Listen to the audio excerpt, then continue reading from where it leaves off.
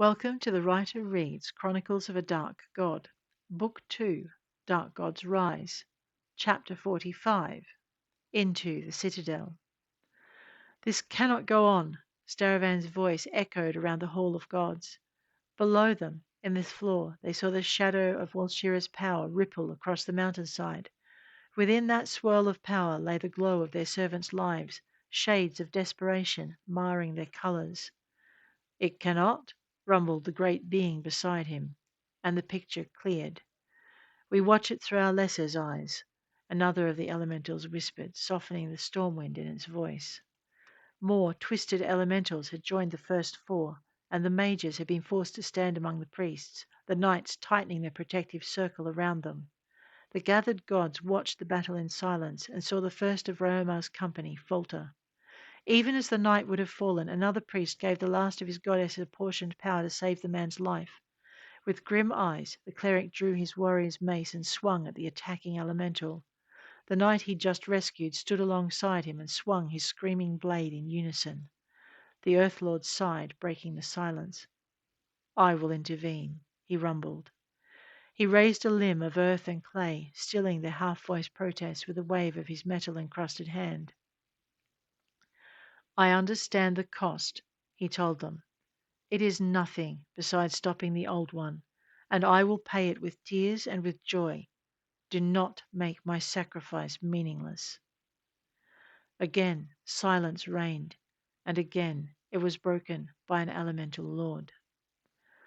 I too will intervene, stated the lady with the storm-wind voice, and before she could be denied she pointed toward the picture in the floor. Look.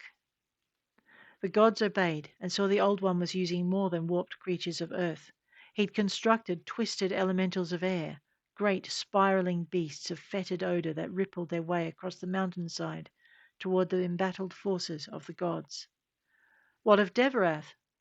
The new voice made them turn. One of Sophriel's daughters blushed at their attention and bowed her head. She did not let her shyness prevent her asking the questions to which she most needed an answer. What of my... She glanced toward her siblings. What of our servants? What of Devrath's wizards? Is there nothing we can do? At first, silence remained her only answer, but then Staravan opened his mouth to reply, compassion in his eyes. A deep, crackling thunder interrupted him as the Lord of Fire spoke. The Old One's power is too great within the city for us to intervene. Even as he summons his servants to defeat us on the mountains, he has the strength to cast a pall over Toromar's greatest city, creating servants past death and enslaving those he has not chosen. Even should I attempt to cleanse the city with fire, I fear I would be quenched before I reach the city's walls. Even you? The storm goddess asked, her face growing pale. Shame coloured the Fire Lord's voice as he replied, Yes, even I. Would you truly be destroyed? Another god persisted. That would be the best fate, the Flame Lord snapped. But the Old One is more likely to weaken me to the point of death than warp my essence to his power and turn me against the rest of the land, a land my cousins and lessers are sworn to protect. He surveyed them with a solemn gaze before continuing. The best I could offer is my aid cleansing the citadel and its gardens. Catching the worry on their faces, he added, Fear not. I would not destroy it, not if my cousin, the Lady of Water, would join me, although I hesitate to ask.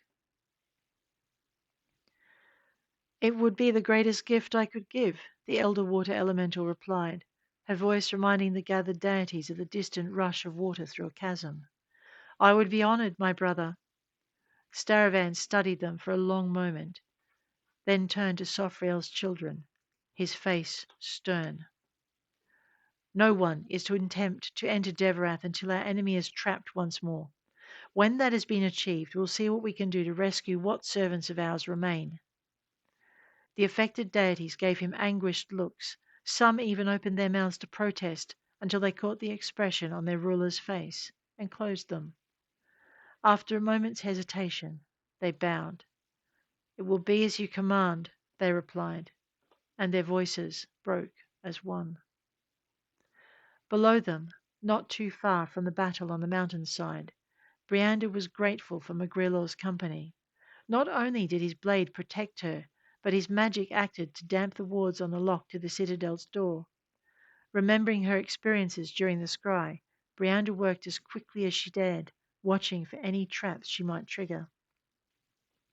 She paused at the sound of two more voices joining that of the elven mage. It meant they'd been followed, and she hadn't noticed. I should be grateful they're on our side, she thought, recognizing Syndra's tones.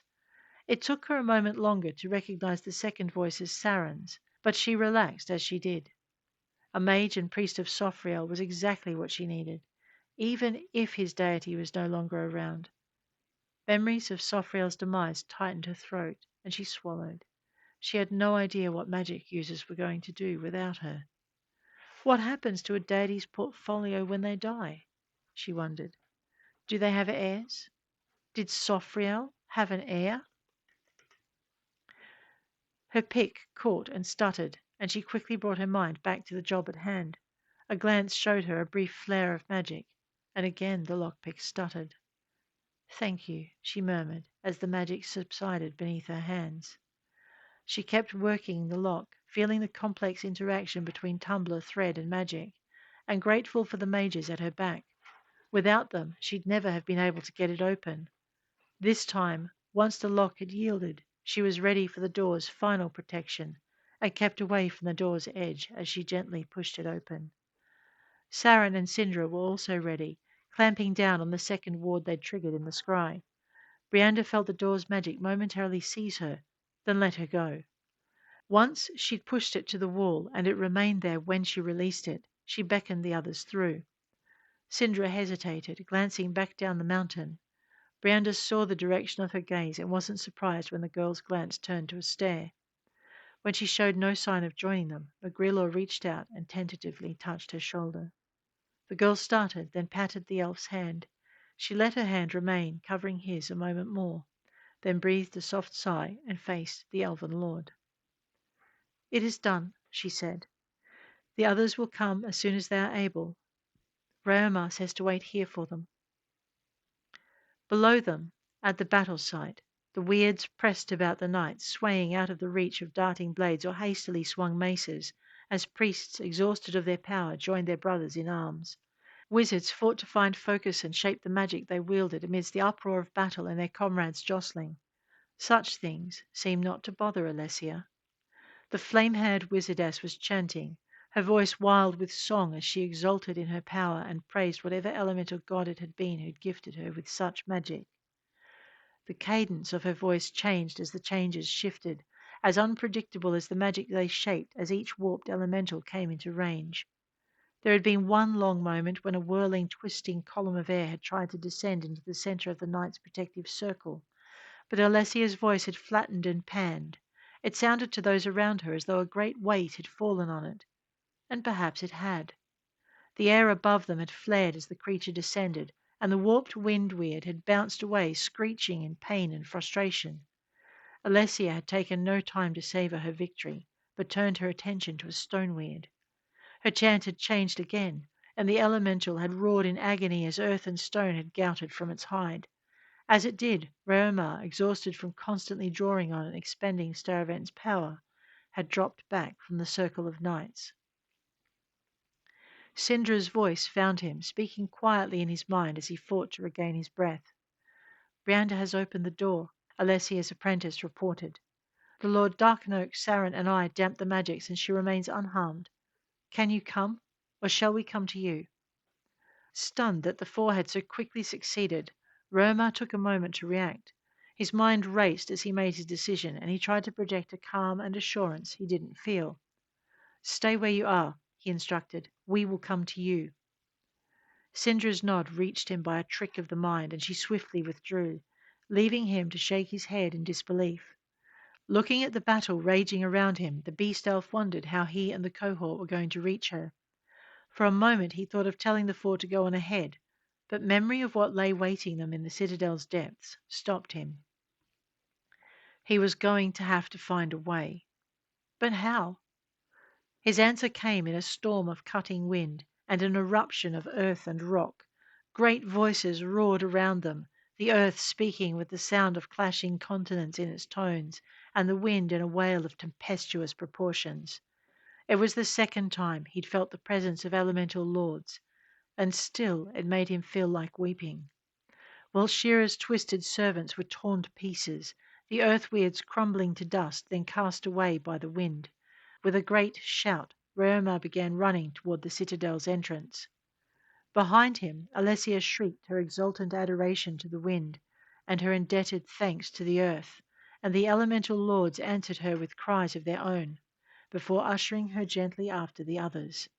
She ran, with grief weighing her heart, having seen into them and understanding the price they paid for their intervention, and knowing its injustice as her own.